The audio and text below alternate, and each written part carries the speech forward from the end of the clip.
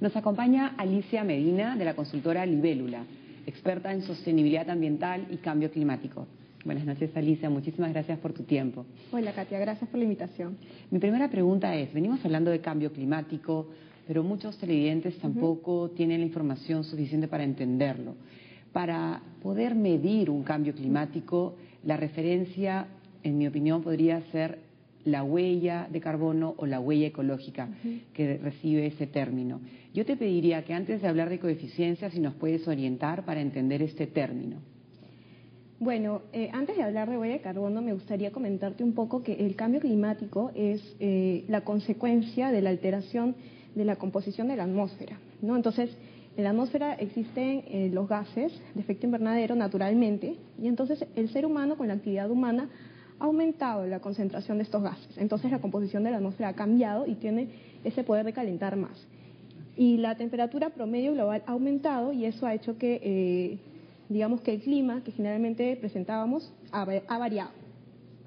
Entonces, como el cambio climático está asociado a esta diferencia en la composición de la atmósfera, el indicador interesante para medir esto es la huella de carbono, ¿no? Porque te ayuda a medir cuántos gases de efecto invernadero tú emites, ¿no? Y entonces este indicador lo puedes medir como un individuo, como organización, en un evento o de un producto, ¿no es cierto? Entonces, al saber cuál es tu huella de carbono, o sea, cuánto emites, ¿no?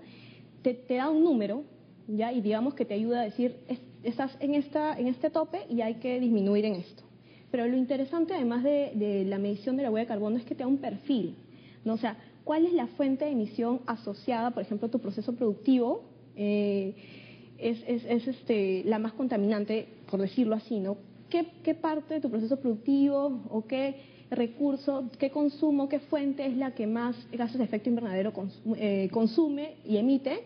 Y entonces eso te permite atacar tus estrategias, claro, un diagnóstico, es como una línea base, ¿no es cierto?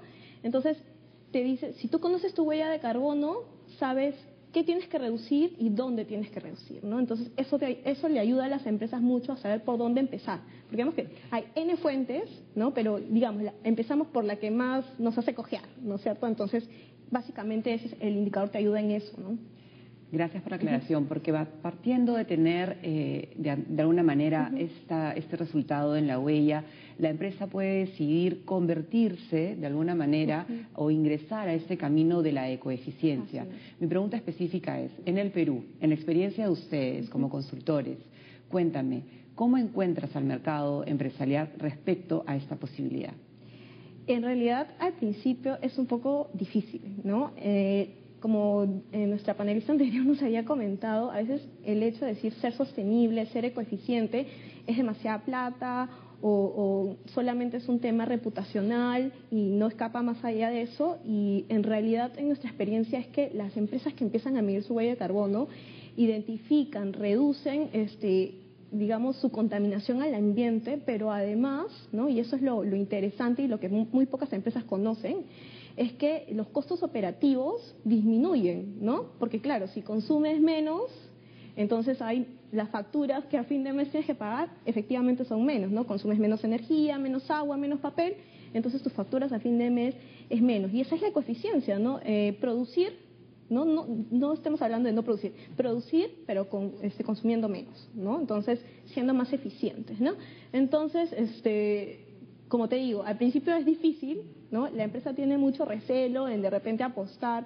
Claro, la línea base, digamos que es un tiempo que no te da más allá de resultados, pero un momento que identificamos dónde empezar, ¿no? Empezamos a implementar acciones y estrategias de desarrollo bajo en emisiones. Y el camino es más y el camino, entonces, y la empresa se enamora incluso y empieza a encontrar procesos para mejorar su eficiencia, ¿no? Una pregunta que te pido que también sea breve por los tiempos es, ¿el Estado, las leyes, promueven de alguna manera actualmente en el país a la ecoeficiencia? En realidad, a nivel público sí hay bastante avance en ese sentido, ¿no es cierto? Pero en el sector privado es un poco más complicadito, ¿no? Y bueno, básicamente ellos, como te comento, lo hacen por una iniciativa de reputacional o de ahorro en costos operativos, pero también cuando conversamos con nuestros clientes les comentamos que a largo plazo y al ver esta inseguridad energética y esta escasez de recursos, a largo plazo van a haber seguramente ciertas normativas que van a restringir de alguna u otra manera, y ellos en ese momento van a estar preparados porque hicieron más eficientes sus procesos, ¿no?